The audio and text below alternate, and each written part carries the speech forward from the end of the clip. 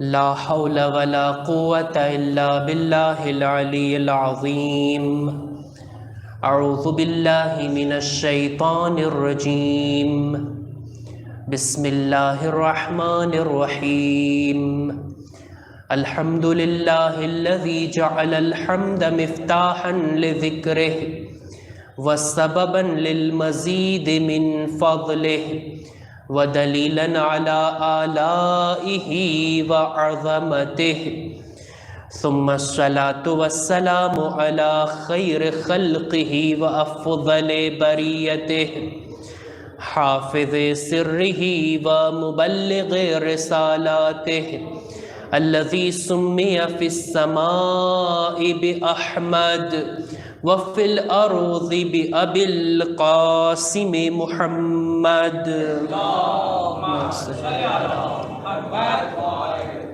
وعلى أهل بيته الطيبين الطاهرين المعصومين المظلومين، ولعنة الله على أعدائهم أجمعين.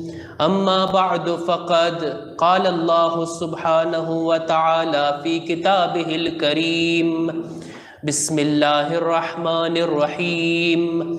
من عمل صالحا من ذكر أو أنثى وهو مؤمن فلنحيينه حياة طيبة وَلَنَجْزِيَنَّهُمْ أَجْرَهُمْ بِأَحْسَنِ مَا كَانُوا يَعْمَلُونَ.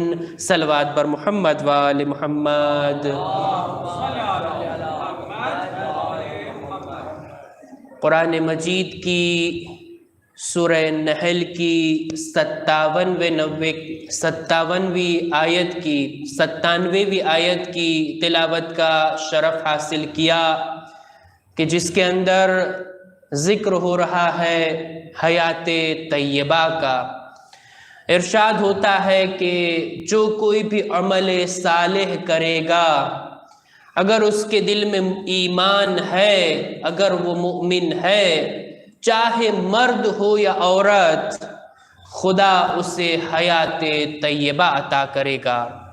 اور حیات طیبہ کے عنوان سے ان چند روزہ مجالس کا سلسلہ انشاءاللہ کل بھی قائم رہے گا. کل آخری مجلس ہے میرے آپ کے حضور میں، آپ کے سامنے.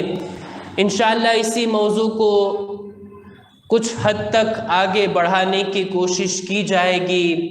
ہم نے عرض کیا کہ حیات طیبہ یعنی پاک و پاکیزہ زندگی، خدا ایمان اور عمل صالح کے نتیجے میں اس دنیا میں ہمیں پاک و پاکیزہ زندگی عطا کرے گا. اور اس آیت میں ارشاد ہوتا ہے کہ آخرت میں ہم ان کے اعمال سے بہتر اجر عطا کریں گے. ہماری عبادتیں کہاں، ہماری عبادتوں کی کیا حقیقت، مگر خدا اپنے لطف و کرم سے معاملہ کرے گا اور ہمیں بہترین اجر سے نوازے گا. حیات طیبہ کے سلسلے میں شہزادی کونین کی زندگی کے نمونے، ان کی حیات سے، ان کی سیرت کی روشنی میں کچھ عرض کرنے کی ہم نے کوشش کی تھی. آج یہ عرض کرنا ہے کہ حیات طیبہ، پاک و پاکیزہ زندگی، اچھی زندگی، اگر ہم اپنے آپ کی زندگی کو بہتر بنا لے، اگر ہم اپنے آپ کی زندگی کو پاکیزہ زندگی بنا لے، تو خود کی زندگی بنانا کوئی ہنر کی بات نہیں ہے. کمال تو یہ ہے کہ ہم اپنے ساتھ اپنے اہل و عیال کی زندگی کو بھی بہتر بنائیں. کمال یہ ہے کہ انسان تنہا جنت میں نہ جائے، اپنے بال بچوں کے ہاتھ کو پکڑ کے ان کو بھی جنت میں لے جائے. قرآن مجید میں ارشاد ہوتا ہے: یا ایھا الذین آمنوا قوا انفسکم واہلیکم نارا. اے صاحبان ایمان، اپنے آپ کو بچاؤ اور اپنے اہل و عیال کو بھی بچاؤ جہنم کی آگ سے. وہ جہنم کی آگ کے جس کا ایندھن انسان کا بدن ہوگا اور پتھر ہوگا. صرف اپنے آپ کو بچانے کی بات نہیں ہو رہی، اپنے اہل و عیال کو بھی. ہم اپنی زندگی کو بھی پاکیزہ بنائیں، اپنے بال بچوں کی زندگی کو بھی حیات طیبہ بنائیں، اور اگر بیشتر توفیق شامل حال ہوئی تو اپنے رشتہ دار، اپنے اطراف کے لوگ، اپنی قوم کے لوگ، سب کو ہمیں جہنم کی آگ سے بچانا ایک ذمہ داری ہے، اپنی اپنی حد تک۔ آج کل تو دور ایسا آ گیا ہے، زمانہ ایسا آ گیا ہے، اگر کوئی کنویں میں گر رہا ہو، اسے اگر بچا لیا جائے، اس کا ہاتھ پکڑ لیا جائے، اسے سنبھال لیا جائے کہ بھائی تمہیں بچا لیا گیا، کنویں میں گر رہے تھے، لوگ شکریہ ادا کریں گے، تعریف کریں گے، شکریہ آپ نے ایک شخص کو کنویں میں گرتے ہوئے بچا لیا۔ مگر اگر جہنم میں جاتے ہوئے جہنم میں جاتے ہوئے لوگوں کو اگر بچا لیا، جہنم کے کنویں میں جاتے ہوئے لوگوں کو تھام لیا، اگر انہیں محفوظ کر لیا تو نہ جانے کیا کچھ سننے کو ملتا ہے کہ بھئی ہماری لائف ہے، ہماری زندگی ہے، بھئی ہم نہیں چاہتے تم جہنم میں جاؤ، ہم اپنی کوشش کریں گے کہ ہم جس طرح بچے ہیں دوسروں کو بھی بچائیں۔ قرآن مجید میں خداوند عالم نے حیات طیبہ کا تذکرہ کیا اور ایک جگہ پر کہا اپنے آپ کو اور اپنے بال بچوں کو، اپنے اہل و عیال کو، اپنے گھرانے کو جہنم کا ایندھن بننے سے بچاؤ۔ اور عزیزو، ایک گھرانہ، ایک خاندان، ایک زن و شوہر، میاں بیوی اور ان کے بچے، یہ چھوٹی چھوٹی فیملیاں، یہ چھوٹے چھوٹے گھرانے، یہ خاندان سماج اور سوسائٹی کے لیے بالکل اسی طرح ہے جس طرح ایک دیوار کے لیے اینٹ، کچھ اینٹیں ایک ساتھ رکھی جائے، اگر آگے بڑھتا جائے سلسلہ پوری دیوار کھڑی ہو جائے گی۔ اسی طرح اگر خاندان، اگر فیملیاں، اگر زن و شوہر اور بچے، یہ چھوٹے چھوٹے گھرانے، اگر ان پر کام کیا گیا، اگر یہ خود اپنے آپ کو بہتر بنا لے گئے، پورا سماج، پوری سوسائٹی اور پوری قوم بہتر بن سکتی ہے۔ ایک گھرانہ، ایک فیملی، ایک چھوٹا سا خاندان کس طرح سے تشکیل پاتا ہے؟ پھر جس میں ایک مرد ہوتا ہے، ایک عورت ہوتی ہے، اور بعد میں بچے ہوتے ہیں، ایک چھوٹی سی فیملی، سماج کا بالکل چھوٹا سا حصہ، چھوٹی سی اکائی، دیوار کے اندر ایک اینٹ، اگر یہ بہتر بن گیا، اگر یہ اپنے آپ کو سدھار لے گیا، پھر سماج کی فکر کرنے کی ضرورت نہیں ہے۔ خاندان جس طرح سے بنتا ہے، ابھی میں نے عرض کیا، مرد اور عورت دونوں اگر اپنی زندگی کو حیات طیبہ بنائیں، عام طور پر کسی خانوادے کے لیے ہم 4 چیزیں فرض کر سکتے ہیں، 4 حالتیں۔ ایک فیملی کے اندر مرد اور عورت ہوتے ہیں، ممکن ہے پہلی حالت یہ کہ مرد اور عورت دونوں نیک ہو، دونوں اچھے ہو، یہ خانوادہ، یہ گھرانہ اچھا گھرانہ کہلائے گا۔ اگر ممکن ہے دونوں کے دونوں برے ہو، دونوں منحرف ہو، دونوں گنہگار اور ہدایت کے راستے سے گمراہ ہو، یہ خاندان برا خاندان کہا جائے گا۔ اچھا، یہ 2 حالتیں ہو گئی۔ تیسری حالت، کبھی مرد اچھا ہوتا ہے، عورت بری ہوتی ہے، اور کبھی اس کے برعکس، چوتھی حالت، عورت اچھی ہے خانوادے میں، مرد برا ہوتا ہے۔ یہ 4 حالت کے علاوہ 5ویں کوئی حالت تصور نہیں کی جا سکتی۔ خانوادے کا سسٹم، فیملی کا سسٹم یہی ہے، مرد اور عورت ہو، دونوں نیک یا دونوں برے، یا ایک اچھا ایک برا، یا مرد اچھا عورت بری، یا عورت اچھی مرد برا۔ یہ 4 حالتیں جو میں نے عرض کی ہے، قرآن مجید میں ان 4 حالتوں کے نمونے موجود ہیں۔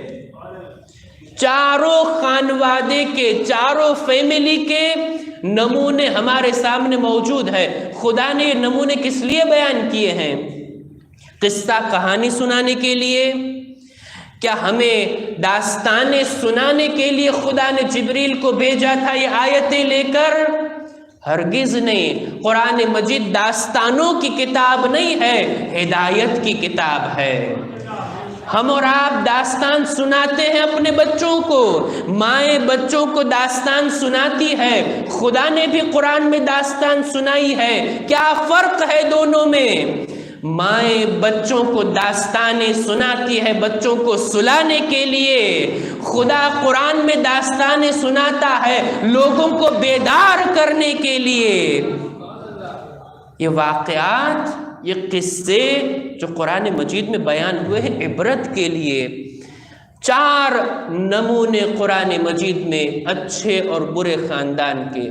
سب سے پہلے ہم نے عرض کیا ایک حالت یہ ہو سکتی ہے کہ مرد بھی برا، عورت بھی بری، اور ظاہر سی بات ہے اس خاندان کے بچے بھی برے ہوں گے، ہدایت سے دور ہوں گے، گمراہی کے راستے پر ہوں گے۔ اس کا نمونہ قرآن مجید میں سورہ لہب، بسم اللہ الرحمن الرحیم، تبت یدا ابی لہب وتب، ابو لہب کا خاندان، ابو لہب اور اس کی زوجہ اور اس کا بیٹا، سب کے بارے میں قرآن مجید نے ایسے الفاظ استعمال کیے ہیں کہیں پر بھی ہمیں نہیں ملتا۔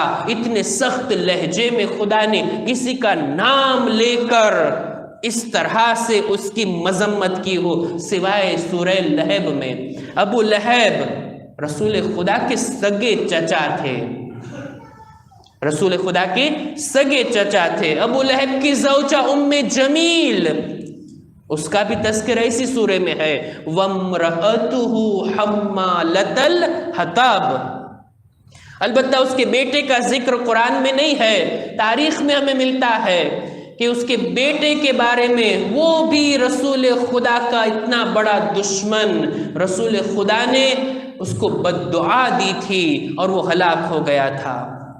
ابو لہب اور اس کی زوجہ، مرد بھی برا، عورت بھی بری، پوری فیملی، یہ پورا اس کا خانوادہ، اس کا گھرانہ، اتنی دشمنی تھی، شدید دشمنی تھی، بالکل ابتدائے اسلام میں، ابتدائے دعوت پیغمبر پر۔ راوی کہتا ہے میں نے دیکھا رسول خدا لوگوں کو توحید کی دعوت دے رہے ہیں، پیچھے پیچھے ایک بوڑھا آدمی پتھر لے کر رسول کے پیروں پر مار رہا ہے، رسول کے پیر زخمی ہو جاتے تھے۔ جہاں جہاں رسول جاتے لوگوں سے گفتگو کرتے، یہ ان کے پاس جا کے کہتا میرا بھتیجا نعوذ باللہ جھوٹا ہے، وہ جادوگر ہے، وہ ایسا ہے ویسا ہے۔ رسول کی تبلیغ میں ایک کانٹا تھا جو رسول کے راستے کے درمیان تھا۔ ابو لہب اور اس کی زوجہ ام جمیل ابو سفیان کی بہن ہے، معاویہ کی پھوپھی ہے ام جمیل، اتنی خطرناک خاتون تھی کہ مکے کے لوگ اس کی زبان سے ڈرتے تھے، ایسا بولتی تھی، ایسے الفاظ نکالتی تھی۔ مجھے نہیں معلوم یہ محاورہ اردو میں بولا جاتا ہے یا نہیں، مگر گجراتی میں کہتے ہیں امک لوگ بولے تو موڑا تھی پھول کھرے، یعنی امک لوگ بولے تو موڑا تھی کیڑا کھرے۔ ایسا بولتی تھی کہ لوگ اس کی زبان سے ڈرتے تھے۔ مگر جب یہ سورہ لہب نازل ہوا، اس کی کان تک کی آواز پہنچی، اس نے جب سنا ہمارے خلاف رسول خدا آیتیں بیان کرتے ہیں، اتنے غصے میں آئی کہ ہاتھ میں پتھر لے کر گھما کرتی تھی، جہاں رسول خدا مل جائیں گے میں ان کے چہرے پر یہ پتھر ماروں گی۔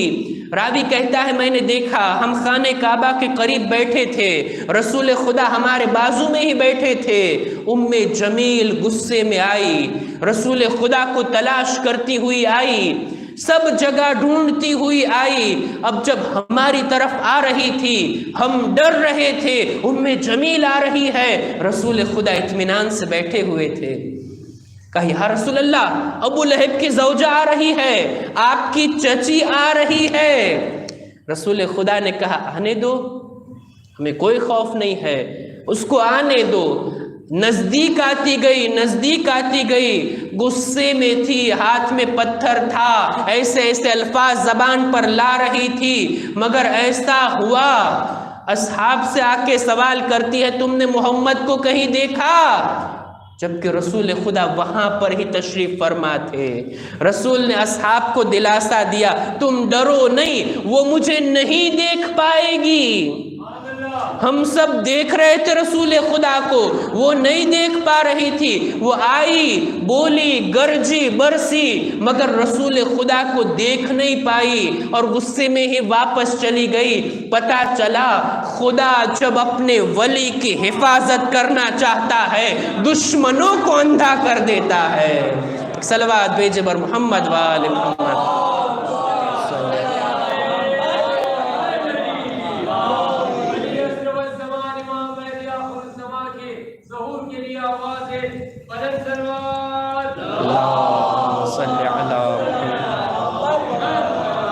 جب خدا اپنے ولی کی حفاظت کرنا چاہتا ہے، ورنہ اپنے دوستوں کے لیے تو کوئی پردہ نہیں ہے۔ اگر دل کی آنکھوں سے دیکھنا چاہے حجت خدا کو دیکھ سکتے ہیں۔ یہ دشمن ہے کہ جن کی آنکھوں پر خدا پردے ڈال دیا کرتا ہے۔ ام جمیل یہ خاتون بھی بری، ابو لہب بھی برا۔ میں عرض یہ کر رہا تھا فیملی کی 4 صورتیں ہو سکتی ہے، مرد اور عورت دونوں برے۔ اچھا کبھی ایسا ہوتا ہے مرد تو اچھا ہو، عورت بری ہوتی ہے۔ خدا نہ دکھائے کسی کو ایسی حالت، ایسی سچویشن، مرد نیک ہو، پرہیزگار ہو، اچھا آدمی ہو اور عورت بری ہو۔ ان مشکلات سے کچھ انبیاء کو گزرنا پڑا۔ معصومین میں سے بھی کچھ افراد ایسے تھے کہ جن پر بھی یہ بلا نازل ہوئی۔ امام حسن کی زوجہ خود زہر دینے والی، 9 امام کی زوجہ ہارون کی بیٹی ام فضل، یہ بھی مامون کی بیٹی، وہ بھی امام کو زہر دینے والی۔ امام جیسے امام، مگر زوجہ کی کیا حالت ہے۔ قرآن مجید کے نمونے میں عرض کر رہا تھا نا، ایسی فیملی کا نمونہ قرآن مجید میں ہے۔ جناب نوح نبی، جناب نوح کتنے باعظمت نبی، ایک خاص سلام بھیجا ہے قرآن مجید میں خدا نے جناب نوح کے اوپر۔ فرماتا ہے سلام علی نوح فی العالمین، سلام ہو نوح پر، پوری دنیا کے سلام جناب نوح نبی کے اوپر۔ جناب نوح کی زوجہ کم سے کم ہم اتنا کہہ سکتے ہیں نبی کے مشن کے اوپر نہیں تھی، نبی کے راستے پر نہیں تھی۔ جناب نوح کی زوجہ کے بارے میں سورہ تحریم کی آخری آیت خداوند عالم فرماتا ہے کہ خدا نے مثال دی ہے کافروں کی، جناب نوح کی زوجہ کو مثال کے طور پر بیان کیا ہے۔ نبی خدا مگر ان کی زوجہ نبی کے مشن پر نہیں تھی، کافروں کے لیے نمونہ ہے۔ خیانت کی تھی نبی خدا سے، البتہ خیانت یہ تھی کہ نوح نبی کے دشمنوں کے ساتھ ہمکاری کیا کرتی تھی، جناب نوح کے راز کو فاش کیا کرتی تھی جناب نوح کے دشمنوں کے ساتھ، اور جناب نوح کا ساتھ دینے کے بجائے ان کے خلاف ان کے دشمنوں کا ساتھ دیا کرتی تھی۔ اور جناب نوح کا بیٹا بھی اسی طرح، نبی زیادہ ہونے کے باوجود خدا نے کہا تھا انہو لیس من اہلک، اے نوح نبی یہ آپ کا اہل نہیں ہے۔ جناب نوح کے نسب سے ہونے کے باوجود یہ تھے وہ مثال کہ جس میں مرد اچھا عورت بری۔ قرآن مجید سے عرض کر رہا ہوں، قرآن مجید میں یہ بھی نمونہ موجود کہ مرد برا عورت اچھی. ان کے لیے بھی دعا کرتے جاؤ، خدا کسی خاتون کو یہ حالت نہ دکھائے. خاتون نیک ہو، پرہیزگار ہو، راہ ہدایت پر ہو، نیک رستے پر ہو، مگر شوہر برا ہو. مثال قرآن مجید سے اگر دیکھنا چاہے، فرعون کی زوجہ جناب آسیہ بنت مزاحم، فرعون کے دربار میں جب جناب موسیٰ نے اپنا معجزہ دکھایا جادوگروں کے سامنے، فرعون تو یہ سمجھ رہا تھا کہ جادوگروں نے جادو دکھایا، موسیٰ نے اپنا جادو دکھایا. البتہ موسیٰ کا جادو قوی تھا، فرعون یہ سمجھ رہا تھا، مگر خود جادوگر تو سمجھ رہے تھے نا کہ ہمارا کام جادو ہے، موسیٰ کا کام معجزہ ہے. وہ جادوگر ایمان لے آئے، وہ مومن بن گئے، فرعون کی دھمکیوں کی کوئی پرواہ کیے بغیر. ساتھ ہی میں اسی دربار میں فرعون کی زوجہ آسیہ بھی ایمان لے آئی، مؤمنہ ہو گئی. البتہ اپنے ایمان کو چھپا کے رکھتی تھی، مگر علم، مگر نور ایمان اس خوشبو کی مانند ہے. کیا مسک کی خوشبو کو چھپایا جا سکتا ہے؟ کیا خورشید کے نور کو چھپایا جا سکتا ہے؟ یہ ایک نہ ایک دن ظاہر ہوگا، اور ظاہر ہوا بھی. فرعون کو جب پتا چلا میری زوجہ مجھ پر ایمان نہیں رکھتی ہے، موسیٰ کے خدا پر ایمان رکھتی ہے. فرعون خود کو رب اعلیٰ کہتا تھا، انا ربکم الاعلیٰ. سجدے میں ہم کہتے ہیں نا سبحان ربی الاعلیٰ، فرعون کہتا ہے رب اعلیٰ میں ہوں. مگر کتنی ذلت کی بات تھی، سارے لوگوں کو اپنی عبادت کرواتا تھا، مگر اس کی خود کی بیوی اس پر ایمان نہیں رکھتی تھی. اتنی ناک کٹی ہے فرعون کی، اس نے سزا دی ہے. جناب آسیہ کو شہید کیا ہے. شہید کرنے سے پہلے بہت ہی ٹارچر کیا ہے، بہت ہی ان پر ظلم ڈھائے ہیں. یہاں تک ملتا ہے آسیہ کو زمین پر لٹا دیا گیا، کیلیں گاڑ دی گئی، ہاتھ پیر باندھ دیے گئے، اور گرم پتھر ان پر رکھا گیا، وزنی پتھر ان پر رکھا گیا، تب تک کہ جب تک کہ بی بی دنیا سے نہ چلی گئی. اور خداوند عالم سے آخری دم تک یہی دعا کرتی تھی. یہ دعا کے فقروں کو خدا نے قرآن میں جگہ دے دی. سورہ تحریم کی آخری آیت میں آپ دیکھ سکتے ہیں، رب ابن لی عندک بیتا فی الجنہ. خدایا مجھے فرعون کا قصر نہیں چاہیے، مجھے فرعون کا محل نہیں چاہیے، مجھے مصر کی شہزادی نہیں بننا. خدایا تو اپنے نزدیک جنت میں مجھے مکان دے دے. جناب آسیہ کی یہ دعا، اور کیا مرتبہ دیا ہے خدا نے جناب آسیہ کو. پیغمبر اسلام حضرت محمد مصطفیٰ صلی اللہ علیہ وآلہ وسلم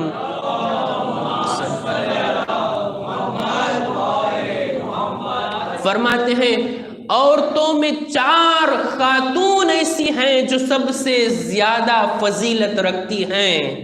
بہترین خواتین 4 ہیں، جناب خدیجہ، بی بی زہرا، جناب مریم، اور چوتھی جناب آسیہ. کن کن بیویوں کے ساتھ رتبہ ملا ہے فرعون کی زوجہ کو.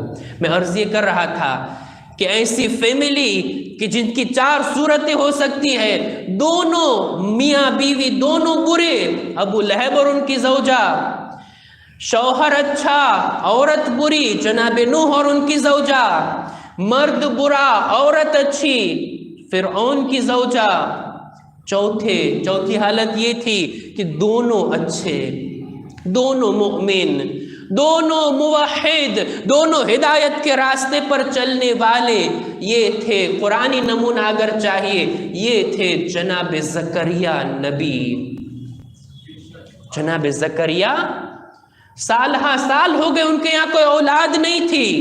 خداوند عالم سے دعا کرتے تھے، رب لا تذرنی فردن وانت خیر الوارثین. خدایا مجھے دنیا میں اکیلا نہ چھوڑنا، خدایا تو میرا کوئی وارث قرار دے۔ خداوند عالم سورہ انبیاء کی 90 نمبر کی آیت میں ارشاد فرماتا ہے ہم نے زکریا کی دعا کو قبول کیا، انہیں یحییٰ جیسا فرزند عطا کیا۔ جناب زکریا ان کی زوجہ، خداوند عالم کہتا ہے وَأَصْلَحْنَا لَهُ زَوْجَهُ، ہم نے ان کی زوجہ کو صالح بنایا، نیک بنایا۔ جناب زکریا کی بھی تعریف کی، ان کی زوجہ کی بھی تعریف کی، یحییٰ جیسا بیٹا ہم نے انہیں عطا کیا۔ یہ پورا خانوادہ بن گیا، ایک فیملی تشکیل پا گئی۔ پھر خداوند عالم اس خاندان کی تعریف کرتا ہے، اس خاندان کی مدح کرتا ہے۔ قرآن مجید میں 3 صفتیں بیان کی ہیں اس خاندان کی۔ جناب زکریا کا خاندان، زوجہ بھی اچھی، شوہر بھی اچھے، بیٹا بھی اچھا۔ کیا صفات تھی؟ انہم کانوا یسارعون فی الخیرات، ان کی پہلی صفت یہ تھی کہ ہر کار خیر میں تیزی سے آگے بڑھتے تھے۔ کار خیر کرنا ہر ایک کے مقدر میں نہیں ہوتا، سب کو توفیق نہیں ہوتی، توفیق ہو بھی جائے تو سستی کے ساتھ قدم آگے بڑھاتے ہیں، چلے یہ بھی کر لیتے ہیں، چلے وہ بھی کر لیتے ہیں۔ ایسا نہیں تھا، انہم کانوا یسارعون فی الخیرات، سرعت کے ساتھ نیکیوں کے پیچھے دوڑا کرتے تھے، یہ نیک کام بھی کر لوں، وہ نیک کام بھی کر لوں، یہ صفت تھی ان کے اندر، آگے بڑھا کرتے تھے۔ دوسری چیز وَيَدْعُونَنَا رَغَبًا وَرَهَبًا، یہ ہمیں پکارا کرتے تھے، ہماری بارگاہ میں دعائیں کیا کرتے تھے، عشق کے ساتھ ہمیں پکارتے تھے، جہنم کا خوف رکھتے ہوئے ہمیں یاد کرتے تھے، ہماری بارگاہ میں دعائیں کیا کرتے تھی۔ دوسری صفت۔ اور تیسری صفت وَكَانُوا لَنَا خَاشِعِينَ، اور یہ افراد ہماری بارگاہ میں خاشع تھے، ہماری بارگاہ میں خشوع کے ساتھ حاضر ہوتے تھے۔ خشوع اسے کہتے ہیں جہاں انسان کا سر جھکے وہاں دل بھی جھک جائے، اسے کہتے خشوع۔ خشوع کی حالت میں رہتے تھے، ہمارے حکم کے سامنے سر تسلیم خم کیا کرتے تھے۔ یہ اچھا خاندان، یہ اچھی فیملی جس کا ذکر قرآن مجید کرتا ہے۔ اور ان سے بھی بالا تر اگر کوئی خاندان ہے، ان سے بھی بہتر فضیلتوں والا کوئی خاندان ہے تو وہ فاطمی گھرانہ ہے، جس میں باپ علی ہے تو ماں فاطمہ ہے، بیٹے ہیں تو حسن و حسین جیسے، بیٹیاں ہیں تو زینب ام کلثوم جیسی۔ ایک صلوات بھیجے بر محمد وآل محمد۔ اس خاندان کے لیے، جناب زکریا کے خاندان کے لیے ایک ہی آیت میں 3 صفتیں بیان کر دی اور ان کی تعریف کر دی۔ فاطمہ کا گھرانہ وہ تھا کہ جن کے لیے پورا سورہ حل عطا قرآن نے نازل کیا۔ اہل بیت کے گھرانے کا قصیدہ اگر سننا ہے، سورہ دہر کا مطالعہ کر لیا جائے۔ ایک صلوات بھیجے بر محمد وآل محمد۔ جناب زہرا، ان کا گھرانہ حیات طیبہ حاصل کرنے کے لیے ہمارے لیے بہترین نمونہ عمل ہے۔ ہم صرف اپنی زندگی کو حیات طیبہ نہ بنائے، اپنے بال بچے، اپنے اہل و عیال، اپنے خاندان کی زندگی کی بھی پرواہ کرتے ہوئے آگے بڑھے۔ بس عزیزو، میں اپنی بات کو اختتام کی منزل تک لے آیا۔ ہم نے ابھی عرض کیا، ایک بی بی کا میں نے تذکرہ کیا، ہمارا کلمہ جو ہے، ایمان لانے کے لیے ہم جو کلمہ پڑھتے ہیں اس کے لیے صرف ایک جملہ نہیں ہے یا دوسروں کی طرح 2 جملے نہیں ہے، ہمارا جو کلمہ 3 جملوں سے تمام ہوتا ہے۔ سب سے پہلے ہے لا الہ الا اللہ، دوسرے ہیں محمد الرسول اللہ صلی اللہ علیہ وآلہ وسلم، اور تیسرے اس کے بعد علی ولی اللہ صلی اللہ۔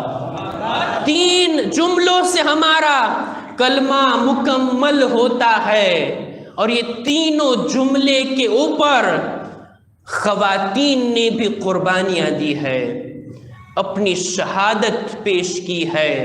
سب سے پہلی خاتون لا الہ الا اللہ کے اوپر جو قربان ہوئی وہ جناب آسیہ تھی، فرعون کی زوجہ تھی۔ فرعون یہی تو چاہتا تھا، لا الہ الا اللہ کہنا چھوڑ دے، مجھے رب مان لے، تیری جان بچ جائے گی۔ آسیہ نے کہا نہیں، میں صرف ایک اللہ کو مانوں گی، موسیٰ کے پروردگار کو مانوں گی، میں ان پر ایمان لے کے آئی ہوں۔ تو جو بھی کر سکتا ہے اس دنیا میں تو یہاں سے جانے کے بعد اپنے پروردگار کے رب میں جاؤں گی۔ سب سے پہلی خاتون جس نے لا الہ الا اللہ پر قربانی دی وہ جناب آسیہ تھی۔ کلمے کا دوسرا جملہ محمد رسول اللہ، اس پر بھی ایک خاتون نے شہادت دی ہے، اپنی قربانی دی ہے، وہ ہے جناب عمار کی والدہ۔ عمار کے والد تھے جناب یاسر اور عمار کی والدہ تھی جناب سمیہ۔